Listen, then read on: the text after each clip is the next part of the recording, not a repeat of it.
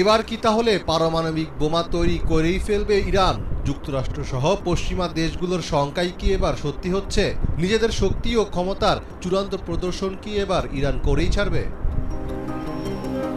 পারমাণবিক অস্ত্র তৈরির জন্য প্রয়োজনীয় মাত্রায় ইউরেনিয়াম সমৃদ্ধের দ্বারপ্রান্তে পৌঁছে গেছে ইরান। ইরানের পক্ষ থেকে পারমাণবিক অস্ত্র তৈরিতে ব্যবহার করা যায় এমন ইউরেনিয়াম বৃদ্ধির কাজ বেশ ভালোভাবেই এগিয়ে নেওয়া হয়েছে। সম্প্রতি আন্তর্জাতিক আণবিক শক্তি সংস্থা আইএই এর দুটি গোপন প্রতিবেদনের বরাতে এ তথ্য জানিয়েছে মার্কিন সংবাদ মাধ্যম এপি। আইএইএ বলছে, ইরানের কাছে বর্তমানে যে পরিমাণ ইউরেনিয়াম আছে তা ২০১৫ সালে বেঁধে দেওয়া পরিমাণের চেয়ে অন্তত ৩০ গুণ বেশি। ইরানের কাছে বর্তমানে ১৪২.১ কেজির ৬০% পর্যন্ত সমৃদ্ধ ইউরেনিয়াম আছে, যা গত